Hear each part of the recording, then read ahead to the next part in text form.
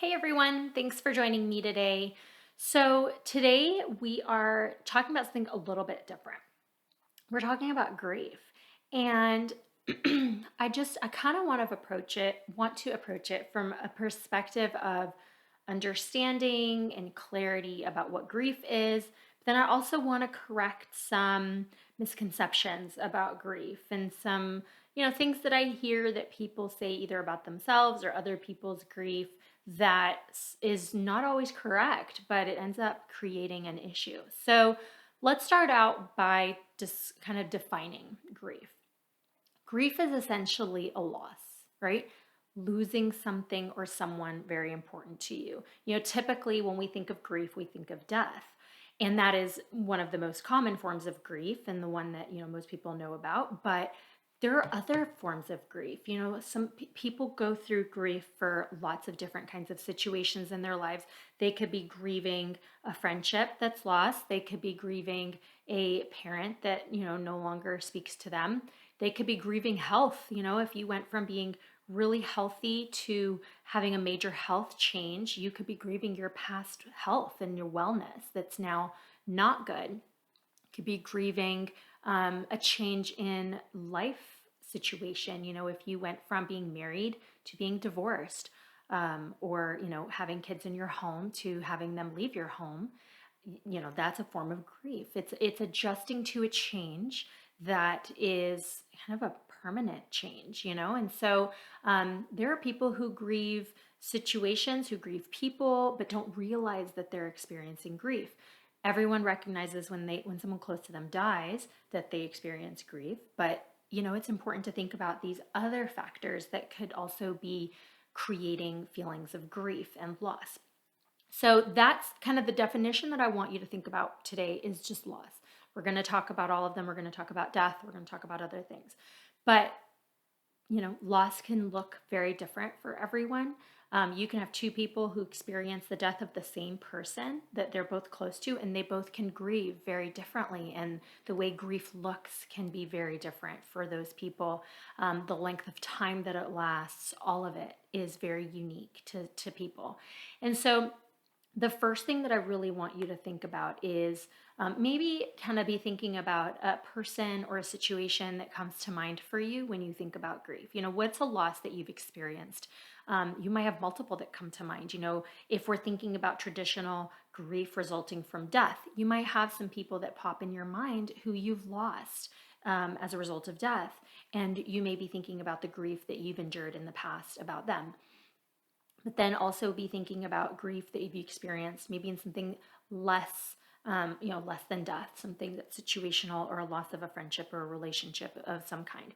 So kind of just be having those things floating around your mind because I do want you to be just kind of reflecting on that as we talk, just to see if you kind of think back to good ways that you've managed it, ways that you wish you would have managed it differently, just so we can learn for future if you're ever in a situation like that. Like, what are some key things to remember?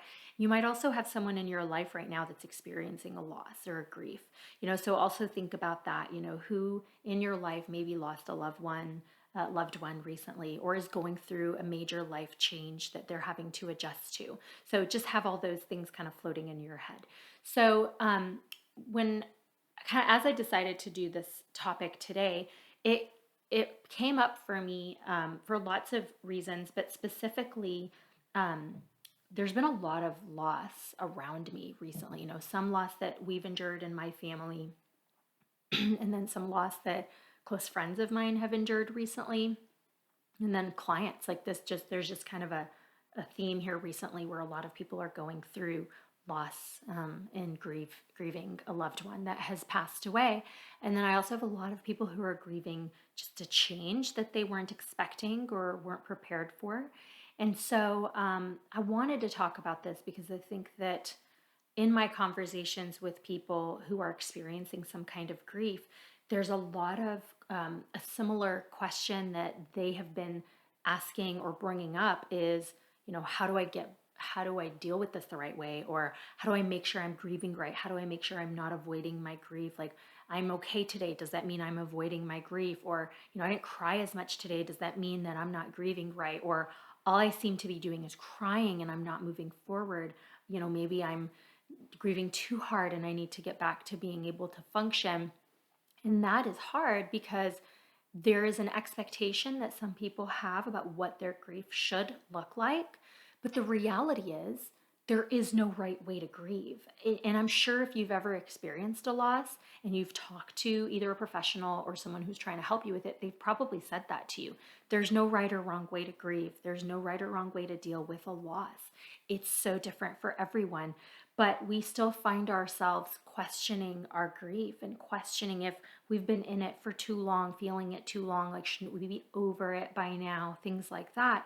But I want you to think about why, like when I say there's no right or wrong way, I want you to really focus on that and think about the fact that that's not just something I'm saying to you to make you feel better. It's true. I think that, like I said earlier, you could have two people who grieve the same person. You could have two, siblings who are grieving a third sibling that died, and their grief might look very differently. You could have, people that grieve a parent that has died or a child, and they still grieve very differently. And that's because there's no right or wrong way. And there are so many other factors that play into how you grieve and how long you grieve for, what the intensity of your grief is over a period of time. And that's just because we're all different and we have different ways of dealing with things. So you have to first kind of tell yourself that. If you're experiencing a loss or have recently experienced one, or even know someone, I want to make sure that when you look at that person or you look at yourselves, that you remind yourself, there's no one way to do this. And however they're doing it, it's just how they're doing it. And you need to be okay with that. Now, yes, there are unhealthy ways to grieve that would be a little bit more problematic. Like if you don't want to talk about it at all and are not going through any, like you're visibly hiding from your grief, that's hard to describe to you. I'm not going to sit here and tell you the criteria that would classify an unhealthy way to grieve, because then you go back to like, well, what if that's just the way they're grieving?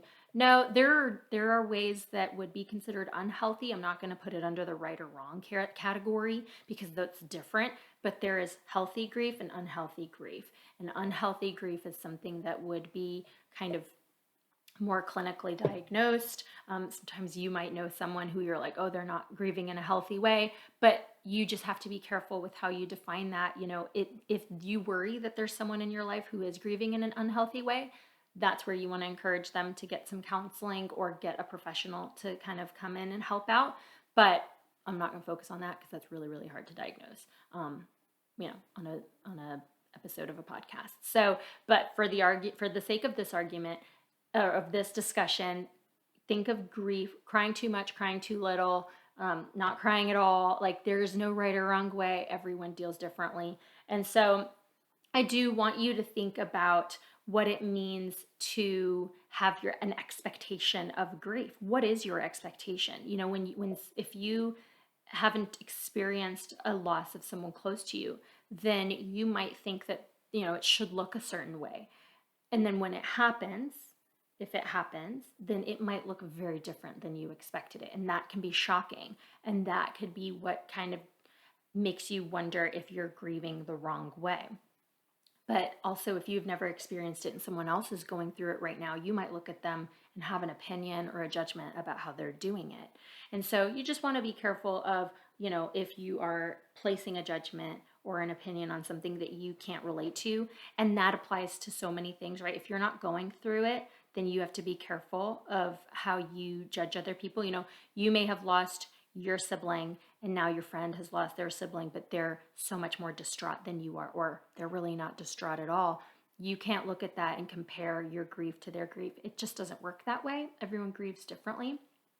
Some people, fall into it straight away. Some people have late onset where it starts a little later. Things kind of settle in for a while, and once everything calms down after the funeral or whatever, then the grief hits. It's just different. But I do want you to think about the fact that you have to be careful not to be overly critical of yourself or someone else that is going through grief.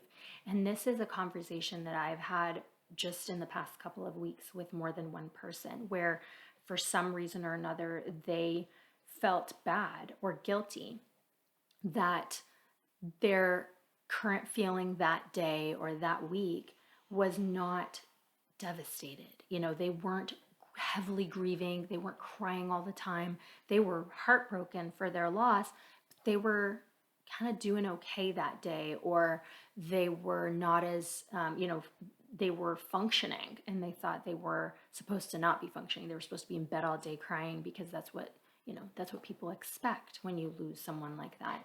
But, I had to talk to them about, like, that's not a thing. You don't have to measure your grief. No one is taking tabs on it. No one is watching you and, trying to label your grief and determine if you're doing it right or wrong. If you do have someone in your life who's doing that, I would encourage you to really reevaluate that relationship, because that's not something that should be happening. But you mostly are your hardest critic, and you're probably very aware of how you're doing it. If you have children or family members that are depending on you for, life, daily things, and you find that you're just not doing it as well as you normally did, well, probably because you're going through a major change and you're having to figure out how to create a new normal and be more functional given this major life alteration. And so you just have to figure out, how do you manage that? Do you just feel guilty about it and continue to kind of isolate, or do you face it? Do you talk to your family about, hey, right now I'm not really going to be able to do all the same things that I normally do, because I feel I'm going through these things and I'm feeling these things, and I just want you to understand that. And hopefully your family members won't even need you to say all that, because they will be able to recognize the loss that you've endured and be able to just give you the space and the time to grieve. But one of the things that I always encourage people is, don't isolate. If you're in grief, you may want to do nothing. You may want to be away from everyone. You may want to be in bed all day and not talk to anyone and not leave your home. And, there's a time and a place for that. Right off the bat, maybe it's okay to take a day or two and do nothing. But, you know, you have to figure out how to get up and take 1 minute at a time, 1 hour at a time, 1 day at a time, until you get back to some, routine. It might be a new routine, but it's gotta move. You have to move. You have to get up and do things for yourself or for other people. But it's okay that it looks different. It's okay that you're not back up to the level that you were before. It's okay that you're not doing things the way you did before. But isolating and not facing the world is not going to make the grief better. It's not going to make that person come back. It only makes it worse. And so, again, there's times where you need to just take a break, and you may not be able to do all the things you normally do as well, but, you know, take little breaks, but you shouldn't isolate. Isolating is an unhealthy way of grieving. And so that's just something to be mindful of. But I do want you to also think about the details, whatever grief you're experiencing or have experienced, there are probably details, in the relationship with that person prior to their death that influences the way that you grieve for them. You may have had someone you were grieving who is sick for a really, really long time, and doesn't make the loss any easier, but it makes the adjustment maybe a little bit different, or not. You may have gotten a lot of your grief started earlier than someone who passes away very suddenly. So you may have already been thinking about how to adjust to this change. You may have already been doing a lot of crying. And so it may look different after the passing, after the death. And sometimes you will be doing well, and there'll be something that comes up that just kind of hits you and makes you feel the memories, or feel the loss in a very new or fresh way, or just, it just brings it all back up. Holidays are hard. We're coming up to the holidays soon, and people who have recently experienced a loss, or maybe even not so recently, holidays are always hard. And so if you know someone who's recently gone through a loss, or ever gone through a loss, it's a good thing to always check on them. Hey, how are you doing? I know it's hard in the holidays without that person that you loved. How are you holding up? What can I do? Is there anything that you'd like to do to honor them this year in a different way? It's just It's always difficult when you have big events, a birthday or whatever, and someone who should be there is not because of a death. That's always difficult. And you may have, as the person who's experienced the grief, you may be doing well for a number of months or weeks or whatever, and then that holiday or that event comes close, and you start re-experiencing your grief. It may be the same extent as it was before, it might be different, but it's normal for it to come back up in some way, or for there to be a hard day around that anniversary. So it's just good to remember. And I'm telling you this because I need you to take it easy on yourself. I want you to show yourself some grace, because so often people who are experiencing grief kind of criticize themselves or frustrated with themselves because they are grieving the way they're grieving, and they don't think that that's right, or they don't think they should be feeling as sad as they do, or they think they should be past it or something. But that's just not, it doesn't work that way. It's just something that it's different for every person. But then, I want you to think about grief and loss in different forms, not with death, with, relationships that fall apart, or, kids that leave home, or a situation, having to move when you didn't want to move. Like, some people kind of giggle at that and they're like, that's not real grief. That's just adjustment. You need to get over it. Easier said than done. I mean, it is a loss. It's coming to terms with a change that you had no control over, that you didn't want, and you now have to learn to live with. And that's really difficult. And it does, for some people, they just adjust beautifully and it's not a big deal. Then other people do go through a form of grief for that loss. You'll hear stories of people who have moved, whether they're, kids, teens, adults, any, category of people, but where they stay unhappy for so long after the move, where they become resentful, they become bitter, they become angry at other family members because they blame someone for a move, or they're just so upset and they don't know how to get used to the new place and the new life, that they're just angry at everyone. And that's just, a form of grief. And the hard thing is that just because it's normal and expected doesn't mean that we can sit in that. We have to learn over time how to adapt and how to adjust to the new normal. And I don't necessarily love that phrase. It sounds very dismissive, but it's not. I think we just use that in passing quite easily. But when you really think about it, it's true. It does have to be a new reality, and life is going to look different in this new situation or without that person.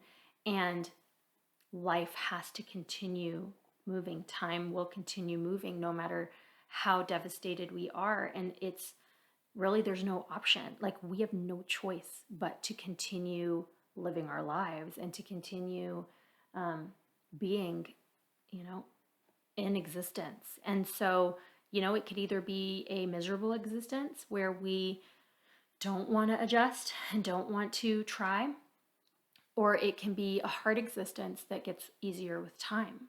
And it does. It doesn't take away, you will never be the same. If you've experienced the loss of a loved one, it will change you. It just does. There's no way to be the same person after someone so significant is taken from your life, or after a significant change in your life happens. It just changes you, and change isn't always a bad thing. I think it helps us grow, it helps us mature, it helps us see life through a different lens, it helps us understand people that maybe we didn't understand before. It helps us be more kind of aware of how our lives really are, can be fragile, or how thankful we need to be for the people in our lives, or how we don't want to waste time, and we want to, not take people for granted or opportunities for granted. And that is all change. That is complete change in mindset, complete change in a life. But I think sometimes we forget that. We forget that we are changed as a result of a death or of a loss. And when we forget about that, oh, my dog's dreaming. If you hear that in the background, he's sitting in my lap. Sorry. But if you, if you go through a change, you have to be very aware of the fact that it changes you, because I think what a lot of people struggle with after a loss is frustration that they are struggling, or frustration that things are different. And so if you're fighting a difference or fighting a change, then you won't do well with the change. But if you learn to accept this change and learn to incorporate this change into your life, you will have an easier time with coping, an easier time with healing. But I don't think that that's something that we really readily think about. Like, I don't think people, when they go through a loss, someone's coming up to them and helping them understand, here are all the ways that your life's going to change. We know it, we think about it, but we don't rationalize it in the sense of like, but then it's okay if I struggle, it's okay if I have to do things differently. Because I think a lot of the times we long for normalcy of the past. We long to be able to call that person, talk to that person, or just be able to do certain things with their presence, and now we can't anymore. And it's just, there's a difference between feeling that things are changing and truly understanding that things are changing, and then knowing how to make peace with that change. And so, I always try to think of it as like, try to find a way to incorporate that person into your life now. They played a certain role in your life before they passed away.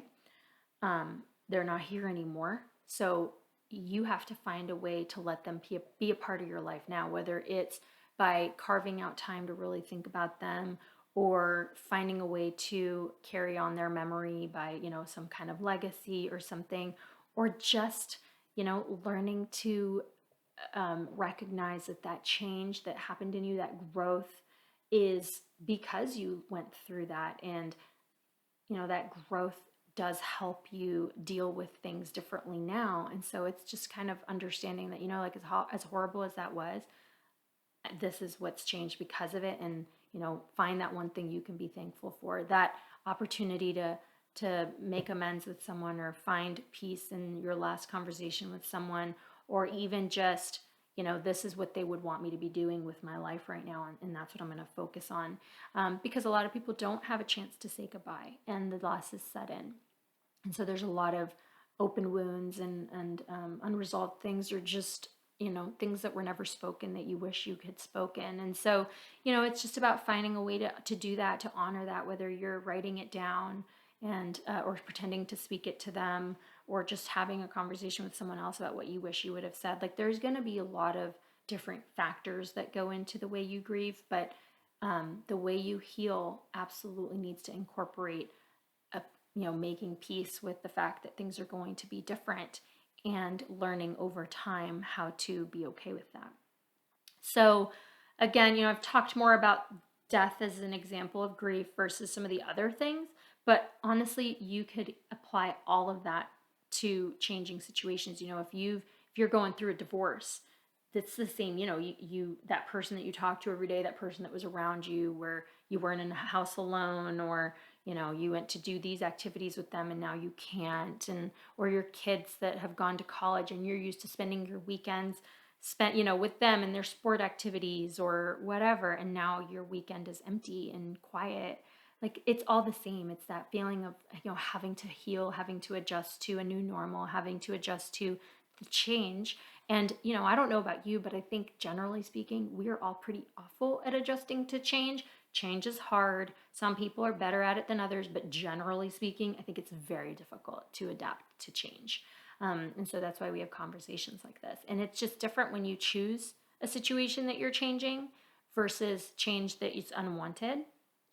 If you choose to move, or you're choosing to end a relationship, you might have more peace about it than if you are forced to move, or someone's ending the relationship with you and you don't want that, or someone's taken from us through death. It's always harder when it's not wanted. So all that to say that there is no right or wrong way to grieve.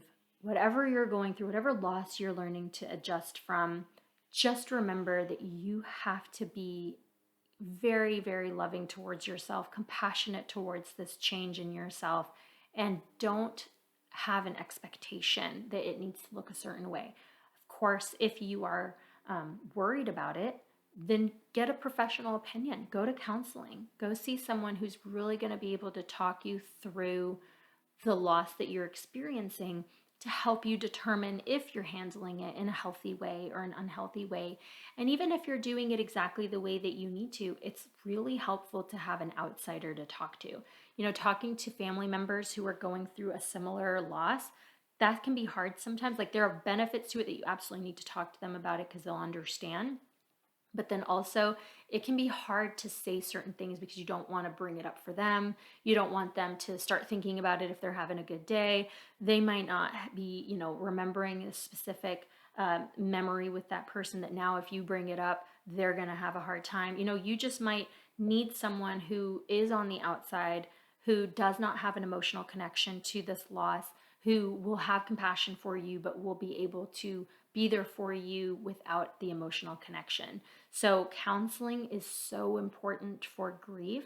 No matter how well you're handling it, if it's a significant person in your life, it just wouldn't hurt to kind of talk it through one time with a professional, just to see if there's more to it that you need to be diving into, and then just to get added support.